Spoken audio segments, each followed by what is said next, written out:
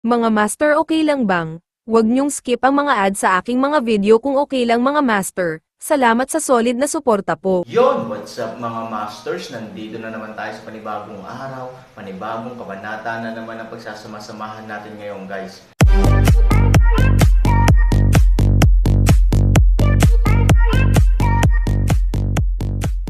Bali mga masters, kung bago ka pa lang po sa aking YouTube channel, please click the subscribe button, lalong-lalo na po yung notification bell guys, para maging connected pa rin tayo sa isa't isa at maging updated kayo sa mga susunod ko pang video.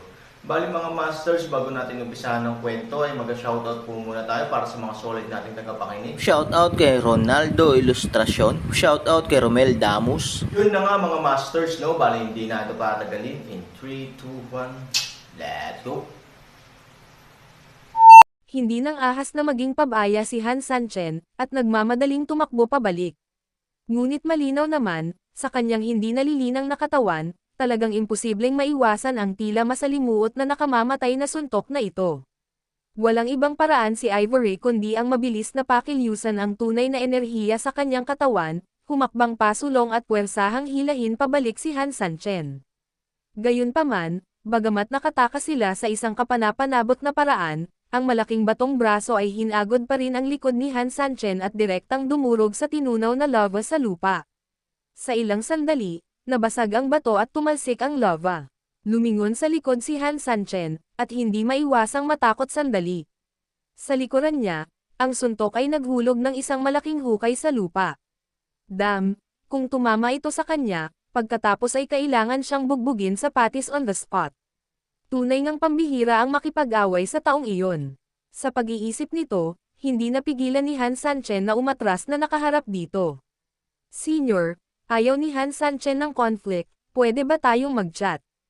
Umuungol. Walang laman ang isang suntok, at tila naiinis ito, na nakabuka ang malaking bibig at galit na galit. Marahil ay hindi nito naiintindihan ang sinasabi mo, o hindi nito gustong makinig sa iyo. Sabi ni Ivory habang inaalalayan si Han Sanchen habang nakatingin sa halimaw na mapagbantay. Tumanggo si Han Sanchen, at nakikita na niya ito ngayon. Mukhang kailangan ko siyang labanan ng husto. Kumunat ang noo ni Han Sanchen. Ito ang pinakamasamang opsyon, ngunit malinaw naman, ang tanging opsyon. Ang tanging magagawa mo para sa ganitong uri ng marahas na bagay ay ang ganap na talunin siya at hampasin siya. Sa pag-iisip nito, mabilis na umikot ang ulo ni Han Sanchen, sinusubukang humanap ng paraan para harapin ito. Haharapin ko ito kasama si Ziking. Sabi ni Ivory. Mabilis na huminto si Han Sanchen, hindi. Sa paglilinang ng dalawang babae, ang pagmamadali ay maaari lamang maging isang resulta, at iyon ay purong panliligaw na kamatayan. Silang dalawa, sa harap ng mga ganoong bagay, huwag mag-antala. Natatakot ako na lubusan silang matalo sa loob lamang ng 2 o 3 round, na walang pinagkaiba sa purong kamatayan. Ang kanilang paglilinang ay malayo sa iyong imahinasyon, kaya't huwag kang magpalit. Sabi ni Han Sanchen. Then what should we do? There is no way to retreat. Possible ba na hindi tayo makakapunta, kaya bitawan mo na? Nag-aalalang tanong ni Ivory. Sa tatlo, ang dalawang babae ang may pinakamataas na cultivation, ngunit kung hindi sila makakapantay dahil sa kanilang hindi sapat na cultivation, si Han Sanchen na lang, ang pinakamahina sa tatlo, ang matitira. Kung gayon pupunta ako, bahagyang tumanggo si Han Sanchen. Nang marinig ito, nagulat ang dalawang babae.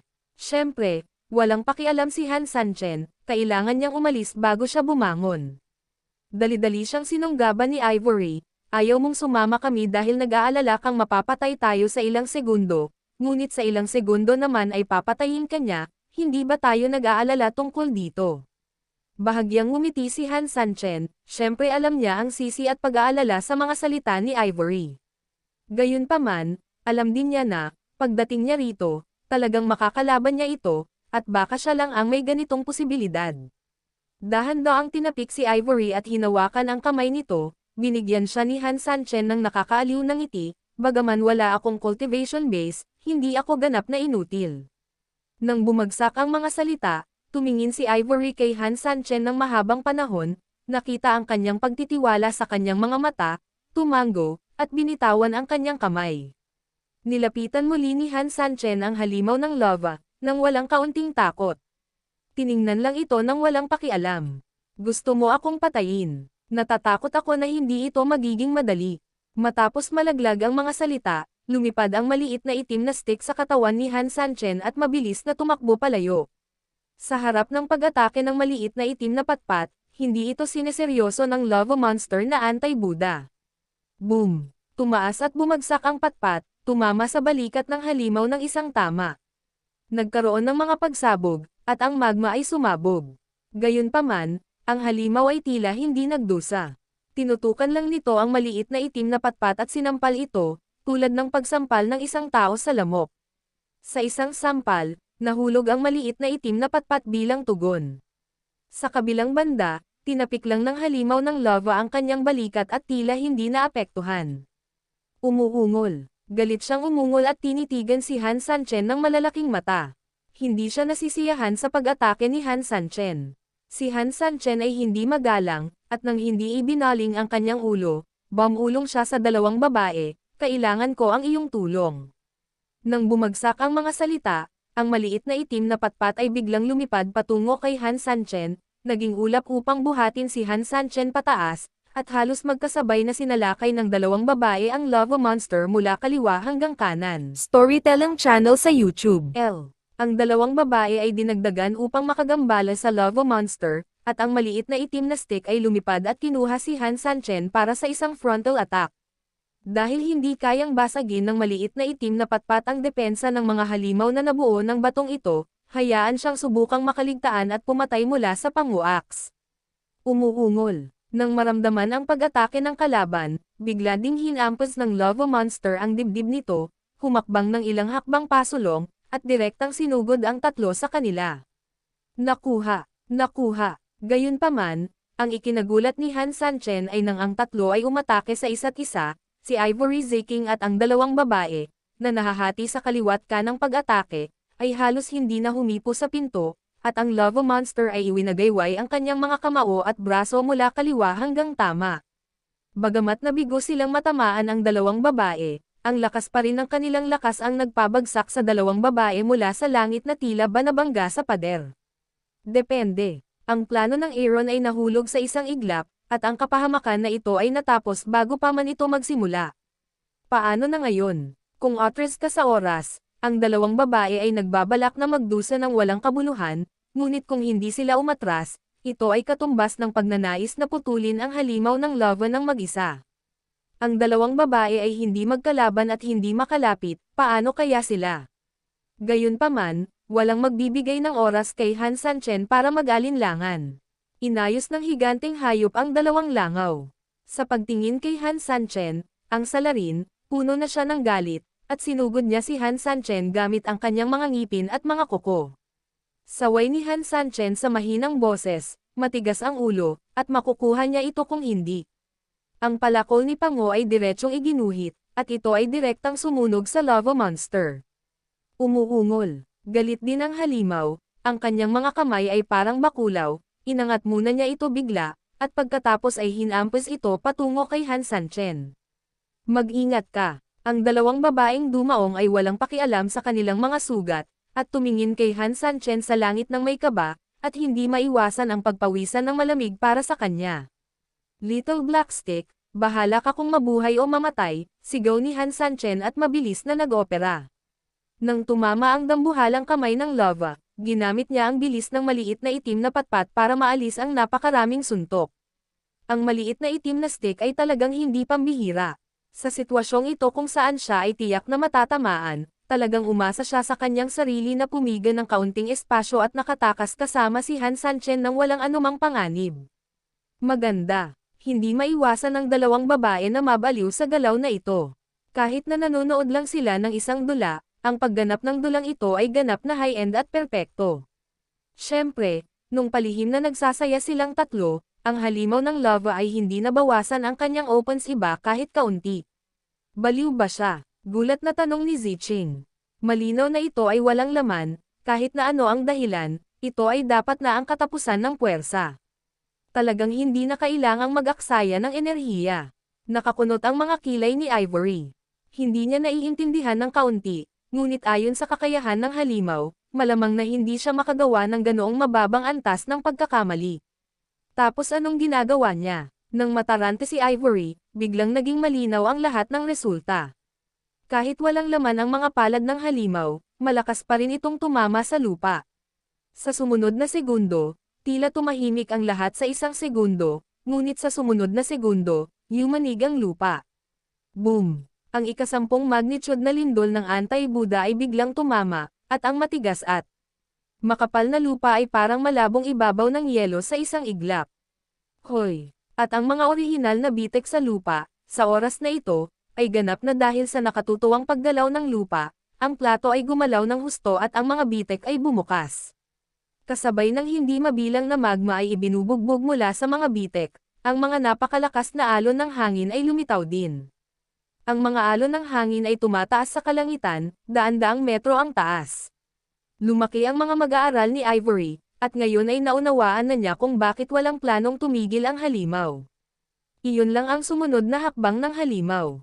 Upang masampal ang lupa, palakihin ang panginginig ng boses, at mag-set off ng isang nakakagulat na alon, walang maaaring iwanang pagkakataon sa gayong full screen na pag-atake.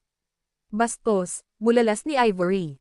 Originally, may kaunting oras sila para makatakas, pero dahil hindi nila naiintindihan ang ginagawa ng halimaw, hindi lang nakatakas ang grupo, pero nanonood pa rin sila.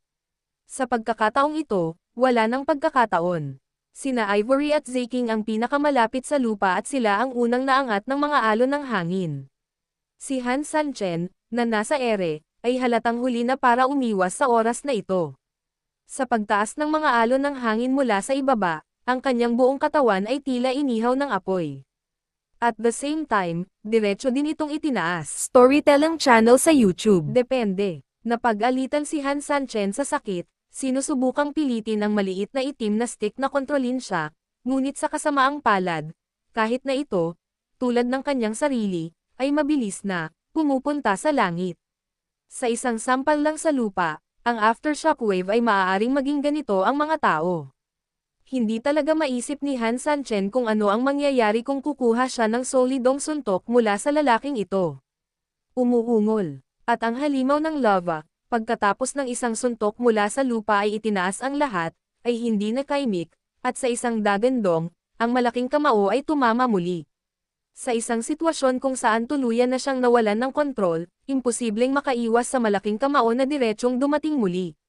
Nagkatinginan ang dalawang babae, nababalisa sa kanilang mga puso. Lumubog din ang puso ni Han Sanchen. Alam niya na hindi niya maiiwasan ang suntok na ito, at kung hindi niya ito maiiwasan, haharapin niya ang pagkawatak-watak at takot. Fuck, kaya ko lang lumaban ng husto. Sa sandaling nagngangalit siya ng kanyang mga ngipin, ginalaw ni Han Sanchen ang kanyang kamay. Nang makalapit ang higanteng kamao, diretso siyang gumalaw gamit ang kanyang backhand, at biglang bumagsak sa kanyang katawan ang palakol na pango. Kahit na hindi niya maitago, determinado si Han Sanchen na maging isang hedgehog, at kailangan niya itong itali bago siya mamatay. Boom! Halos sabay na dumating ang higanteng kamao at diretsyong tumama sa palakol ni Pango. Walang pakiramdam noong una, ngunit sa susunod na segundo, isang kakaibang puwersa ang direktang nagmula sa palakol ng Pango. Ang kamay ni Han Sanchen na nakahawak sa palakol ng Pango ay direktang naramdaman na ang anti-Buddha ay direktang napasok ng napakalaking kuryente na 10,000 boltahe at nanginginig, pangkalahatan. Pagkatapos, nawalan ng malay ang katawan at direktang lumipad sa likuran. Sa paningin ng dalawang babae, ang katawan ni Han Sanchen ay parang missile na inilunsad. Lumipad ito palabas sa parabolic trajectory at tumama sa distansya. Boom! Halos kasabay nito, ang higanteng kamao ng bato na tumama sa World Universe at Kyuso, ilang sandali din, ay biglang gumawa ng malakas na ingay, at pagkatapos ay pumutok ng hindi mabilang na mga bitek, at sa wakas, sa isang putok, ang kamao ay ganap na nabasag sa lugar. Sa ilalim ng palakol ni Pango, natapos ni Anyu ang itlog, kahit isang batong hindi mababasag ng maliit na itim na patpat ay patay na kaluluwa pa rin. 3,000. Pinanood ni Ivory si Han Sanchen na lumipad sa malayo, pilit na pinapatatag ang kanyang katawan mula sa himpapawid upang habulin si Han Sanchen, ngunit sa sandaling gumalaw siya, natigilan siya nang makitang nasugatan na ang kanyang katawan dahil sa hangin, at siya ay tuluyang nasugatan saglit. hindi makapag-tune in gaya ng dati. Nais ding lumipat ni Ziking, ngunit kumpara kay Ivory, walang pagkakaiba. Nakatingin lang sila. Ang maliit na itim na stick ay nabago sa oras, ngunit dahil siya ay nasa halos kaparehong posisyon ni Han Sanchen, kahit na hindi siya garantisadong matatamaan ng isang suntok ng kamao, siya ay nasugatan din sa isang sukat ng hangin ng kamao, at ang kanyang postura, mahirap mag-adjust ng ilang sandali. Ito ay karapat-dapat na maging tunay na, dakilang Demon King. Sa dalawang galaw, ang Aaron Katao ay nawala ang lahat ng kanilang pagiging epektibo at kadaliyang kumilos, na hindi nakakatakot. Sa oras na ito, si Han Sanchen, na lumabas kasama ang paglipad, ay talagang hindi gaanong naramdaman, dahil tuluyan nang nakoma si Han Sanchen dahil sa sobrang impact. Sa ganoong instant na kapangyarihan, kahit na si Han Sanchen ay may hindi mabilang na mga bagay na maaaring maprotektahan ang kanyang katawan, malinaw na pangarap ng isang hanggal na makumplito ang ganoong depensa sa isang iglap. Lumipas ang ilang segundo, lumipas man ang kalahating minuto, ngunit si Han Sanchen, na lumulutang sa kalangitan, ay hindi ibig sabihin na huminto, at kahit ang pababang arko ng parabola ay hindi masyadong malaki. Nangangahulugan ito na si Han Sanchen ay maaaring magpatuloy sa paglipad. Gayunpaman, sa sandaling ito, isang jade light ang kumislap sa katawan ni Han Sanchen, at sa sumunod na segundo, ang buong tao ay biglang nagmulat ng kanyang mga mata. Depend on. Halos pagbuka pa lang niya ng bibig niya ay napasigaw siya sa sakit. Naramdaman ni Han Sanchen na ang kanyang anti-Buddha ay direktang nakabaligtad, halos lahat ng mga panloob na organo ay nawala, at ang mga kalamnan at buto ng buong katawan ay ganap na nagbago. Buti na lang may pangopalakol. Kung hindi mo magagamit ang pinakamalakas na pag-atake nito, maaari mong gamitin ang malakas na tigas nito. Anyway, hindi kayang pumatay ng iba ang hari ng lahat ng armas, at least hindi ito maabala ng iba. Gayunpaman, ito ang kaso, sa pagkakataong ito ang puwersa sa kanyang katawan ay talagang hindi na makakain at nakaalis pa rin si Han Sanchen. Tuluyan na siyang nahimate at nawalan ng malay, at naisip na lang niya na iba siya sa mga ordinaryong tao at may iba pang katawan na nagpoprotekta sa kanya. Kung hindi, hinding-hindi na malalaman ni Han Sanchen ang hiningang ito. Hindi kung wala ka. Inilabas ni Han Sanchen ang token sa kanyang kamay. Sa ngayon, wala siyang choice kundi ang umasa sa kanya. Senior, ikaw ang bahala. Nang mahulog ang mga salita, bahagya niyang binasa ang token. Yun na nga mga masters, no? Bali panibagong kabanata na naman yung natapos natin ngayong gabi. Muli, maraming salamat po talaga sa walang sawang suporta po sa aking YouTube channel na talagang inaabangan niyo po ang bawat upload ko po. Bali mga masters, magkita-kita ulit po tayo bukas ng gabi at ngayon po ay magpapaalam po muna tayo. Bali mga masters, bye-bye!